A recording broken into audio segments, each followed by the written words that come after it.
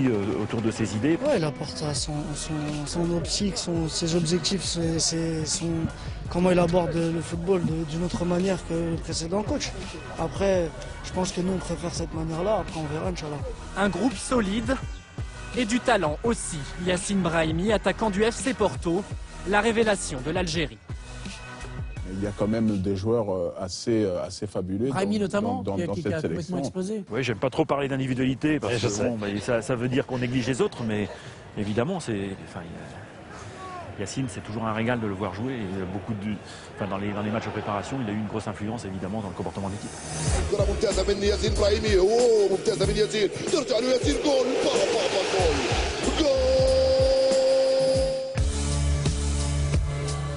Cette année, les Fennecs ont hérité d'un groupe plutôt relevé. Le Ghana, le Sénégal et l'Afrique du Sud, le prochain adversaire de l'Algérie. Une équipe qu'elle n'a jamais battue dans son histoire. Nous, on les avait joués justement il y a 2 ans en match de préparation de la dernière CAN et on avait fait 0-0. Donc c'est un match qui est difficile et comme vous l'avez dit, les premiers matchs sont toujours importants pour pouvoir se rassurer. Donc oui, il y a de la pression bien évidemment. Si le déni du favori algérien est saisissant, tout un peuple a l'espoir de remporter un 2e trophée continental. 25 ans après, c'était en 90 à Alger. On a tous l'ambition de pouvoir la gagner et on fera tout pour. Mais aujourd'hui, c'est quelque chose qu'on peut pas promettre et aucune nation d'Afrique peut promettre à son peuple de pouvoir gagner cette Coupe d'Afrique.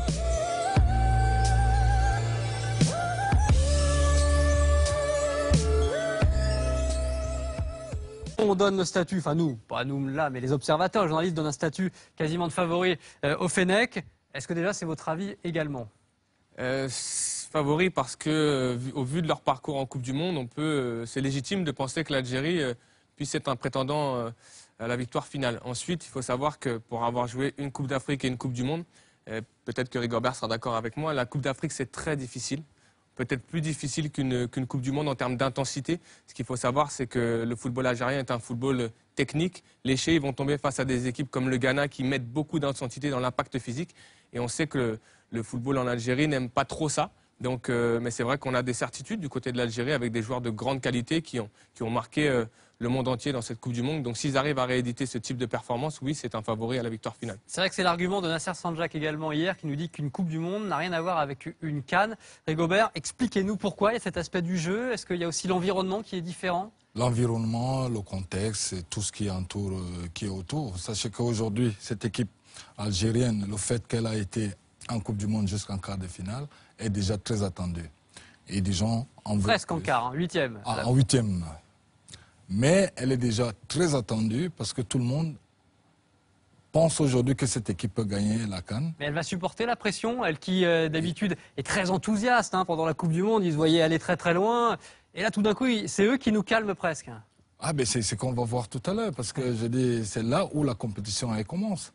Parce qu'aujourd'hui, leur premier match aujourd'hui est très important. Demain, oui, contre l'Afrique du Sud, oui. Voilà, demain contre l'Afrique du Sud, c'est très important. Donc c'est à eux de démontrer que ce qu'ils ont fait en Coupe du Monde, ils peuvent le renouveler. Ils sont dans une phase de confirmation aujourd'hui, ce qui n'est pas toujours évident.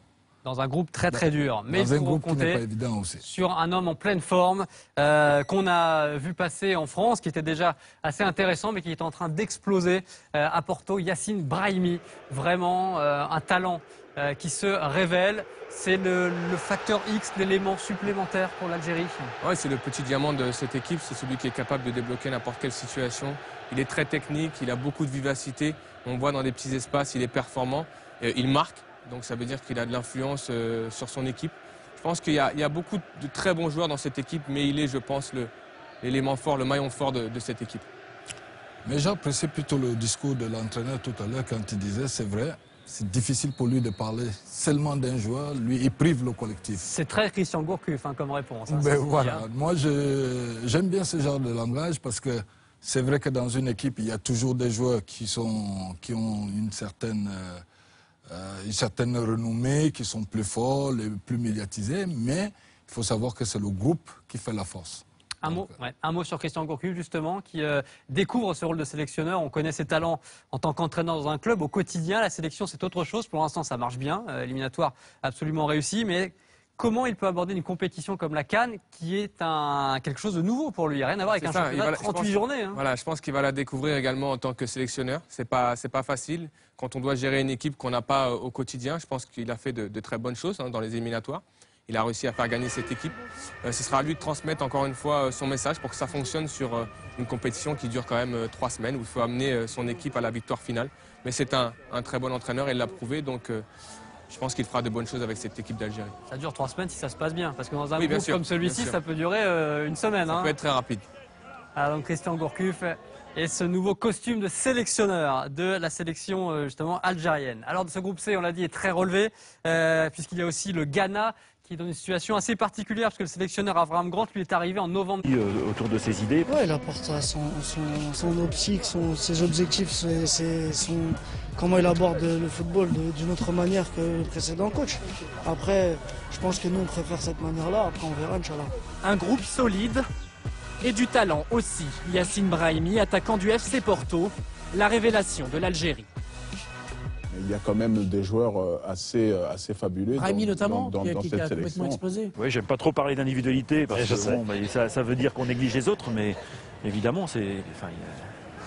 Yacine, c'est toujours un régal de le voir jouer. Et dans les matchs de préparation, il a eu une grosse influence évidemment dans le comportement de l'équipe.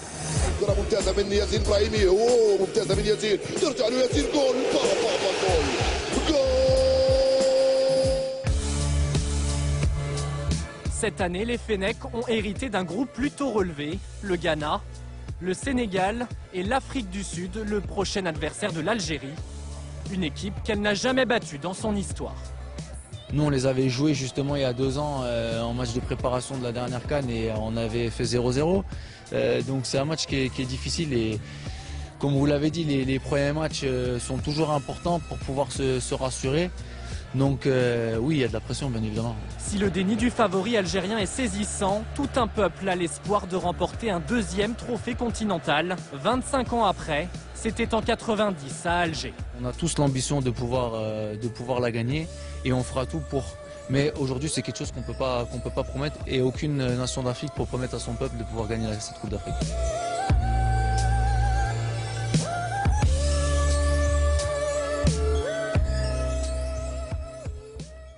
Voilà, donc pour la Tunisie, on va en parler évidemment. Juste une petite image qui vient de nous arriver avec l'arrivée des Tunisiens pour ce 2e match de la journée à Ebébine.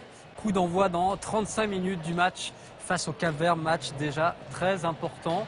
J'allais dire entre les 2 favoris du groupe, mais pas forcément parce qu'on a vu que la RDC avait peut-être des arguments. Et la Zambie, si elle développe un jeu un peu plus intéressant, pourquoi pas, peut également espérer tirer son épingle du jeu du groupe B. Arrivée concentrée, les Tunisiens. Hein. Oui, le visage fermé. Il n'y a pas les danses de la Zambie, là. Non, avant une grande compétition comme celle-ci, c'est peut-être une façon de préparer leur match différente. Le Cap-Vert, hein. Oui. Après, c'est une autre culture. Ah oui, c'est vrai. C'est vrai que c'est pas exactement la même culture. Le Cap-Vert est arrivé aussi dans le stade des Bébines, avec cette particularité de jouer les 2 matchs dans le même stade avec 1 heure d'écart. Les voilà, les Cap-Verdiens, avec la concentration est plutôt détendue, à l'image de ce qu'on disait tout à l'heure. C'est bien 2 façons différentes de préparer un match. Ouais. On verra quel impact ça a sur la rencontre. Et un peu de musique, toujours, bien sûr, à l'image de cette CAN. Allez, on en revient à l'Algérie. Messieurs, nous, on donne le statut, enfin nous, pas nous là, mais les observateurs, les journalistes donnent un statut quasiment de favori au Fennec. Est-ce que déjà, c'est votre avis également? Favori parce que, au vu de leur parcours en Coupe du Monde, c'est légitime de penser que l'Algérie puisse être un prétendant à la victoire finale. Ensuite, il faut savoir que pour avoir joué une Coupe d'Afrique et une Coupe du Monde, peut-être que Rigobert sera d'accord avec moi, la Coupe d'Afrique c'est très difficile, peut-être plus difficile qu'une Coupe du Monde en termes d'intensité. Ce qu'il faut savoir, c'est que le football algérien est un football technique. Les Chéis vont tomber face à des équipes comme le Ghana qui mettent beaucoup d'intensité dans l'impact physique. Et on sait que le football en Algérie n'aime pas trop ça. Donc, mais c'est vrai qu'on a des certitudes du côté de l'Algérie avec des joueurs de grande qualité qui ont marqué le monde entier dans cette Coupe du Monde. Donc s'ils arrivent à rééditer ce type de performance, oui, c'est un favori à la victoire finale. C'est vrai que c'est l'argument de Nasser Sanjak également hier qui nous dit qu'une Coupe du Monde n'a rien à voir avec une CAN. Rigobert, expliquez-nous pourquoi et cet aspect du jeu. Est-ce qu'il y a aussi l'environnement qui est différent? L'environnement, le contexte et tout ce qui entoure, qui est autour. Sachez qu'aujourd'hui, cette équipe algérienne, le fait qu'elle a été en Coupe du Monde jusqu'en quart de finale est déjà très attendue. Et des gens en veulent. Presque en quart, en huitième. En huitième. Mais elle est déjà très attendue parce que tout le monde pense aujourd'hui que cette équipe peut gagner la CAN. Mais elle va supporter la pression, elle qui d'habitude est très enthousiaste pendant la Coupe du Monde, ils se voyaient aller très très loin. Et là tout d'un coup, c'est eux qui nous calment presque. Ah ben c'est ce qu'on va voir tout à l'heure parce que je dis c'est là où la compétition elle commence. Parce qu'aujourd'hui, leur premier match aujourd'hui est très important. Demain, oui, contre l'Afrique du Sud, oui. Voilà, demain contre l'Afrique du Sud, c'est très important. Donc c'est à eux de démontrer que ce qu'ils ont fait en Coupe du Monde, ils peuvent le renouveler. Ils sont dans une phase de confirmation aujourd'hui, ce qui n'est pas toujours évident. Dans un groupe très très dur, mais dans un groupe compter qui n'est pas évident aussi. Sur un homme en pleine forme qu'on a vu passer en France, qui était déjà assez intéressant, mais qui est en train d'exploser à Porto, Yacine Brahimi. Vraiment un talent qui se révèle. C'est le facteur X, l'élément supplémentaire pour l'Algérie. Ouais, c'est le petit diamant de cette équipe, c'est celui qui est capable de débloquer n'importe quelle situation. Il est très technique, il a beaucoup de vivacité, on voit dans des petits espaces, il est performant, il marque. Donc ça veut dire qu'il a de l'influence sur son équipe. Je pense qu'il y a beaucoup de très bons joueurs dans cette équipe, mais il est, je pense, l'élément fort, le maillon fort de cette équipe. Mais j'apprécie plutôt le discours de l'entraîneur tout à l'heure quand il disait, c'est vrai, c'est difficile pour lui de parler seulement d'un joueur, lui, il prive le collectif. C'est très Christian Gourcuff comme réponse. Ben voilà, moi j'aime bien ce genre de langage parce que c'est vrai que dans une équipe, il y a toujours des joueurs qui ont une certaine renommée, qui sont plus forts, les plus médiatisés, mais il faut savoir que c'est le groupe qui fait la force. Un mot sur Christian Gourcuff, justement, qui découvre ce rôle de sélectionneur. On connaît ses talents en tant qu'entraîneur dans un club. Au quotidien, la sélection, c'est autre chose. Pour l'instant, ça marche bien. Éliminatoire absolument réussi. Mais comment il peut aborder une compétition comme la CAN, qui est quelque chose de nouveau pour lui? Il n'y a rien à voir avec un championnat de 38 journées. Voilà, je pense qu'il va la découvrir également en tant que sélectionneur. C'est pas facile quand on doit gérer une équipe qu'on n'a pas au quotidien. Je pense qu'il a fait de très bonnes choses dans les éliminatoires. Il a réussi à faire gagner cette équipe. Ce sera à lui de transmettre encore une fois son message pour que ça fonctionne sur une compétition qui dure quand même 3 semaines, où il faut amener son équipe à la victoire finale.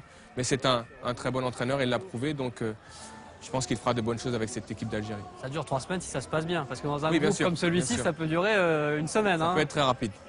Donc Christian Gourcuff et ce nouveau costume de sélectionneur de la sélection justement algérienne. Alors ce groupe C, on l'a dit, est très relevé, puisqu'il y a aussi le Ghana, qui est dans une situation assez particulière, parce que le sélectionneur Avram Grant lui est arrivé en